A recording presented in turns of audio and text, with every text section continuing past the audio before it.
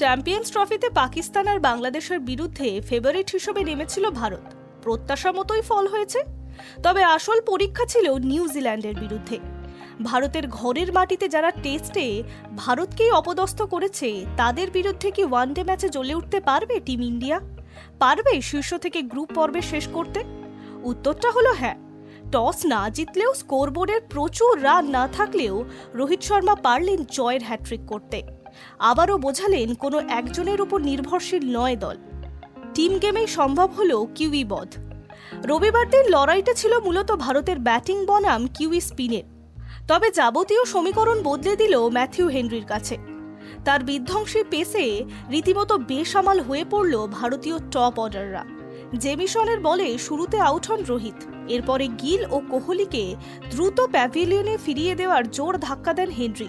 হাল ধরেন শ্রেয়াস আইয়ার ও অক্ষর প্যাটেল। তাদের পার্টনারশিপে ঘুরে দাঁড়ালো দল।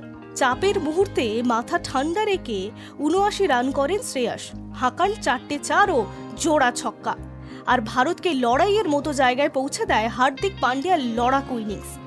তবে এমন পরিস্থিতিতে কেন ব্যাটিং অর্ডারে অক্ষরকে আগে নামিয়ে কেএল রাহুলকে পরে আনা হচ্ছে? টিম ম্যানেজমেন্টের এই সিদ্ধান্ত নিয়ে প্রশ্ন উঠতে শুরু করেছিল।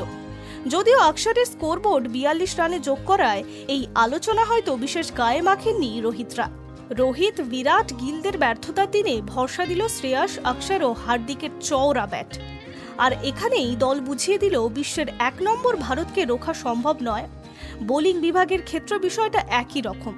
প্রথম ২ ম্যাচে বেঞ্চে বসে থাকা স্পিনারই রবিবার হয়ে উঠল উইলিয়ামসনদের ত্রাস। তিনি আর কেউ নন, বরুণ চক্রবর্তী। হর্ষিত রানার পরিবর্তে মাঠে প্রথম একাদশের সুযোগ পেয়ে নিজের সেরাটা উজাড় করে দিল বরুণ। তার স্পিনের ফাঁদেই কুপকাত কিউইরা। ২৫০ রানের লক্ষ্য নিয়ে নেমে ২০৫ রানে গুটিয়ে গেল নিউজিল্যান্ড। আর জয় হলো ভারতের। বর্তমানে মঙ্গলবার ট্র্যাভিস হেডদের বধে স্ট্র্যাটেজি সাজানোই এখন লক্ষ্য গম্ভীরের। কারণ এই ম্যাচই তো ঠিক করে দেবে ভারতীয় দলের ভবিষ্যৎ। আগামীতে কি হবে সেই দিকে তাকিয়ে গোটা ভারতবাসী। Hi News network.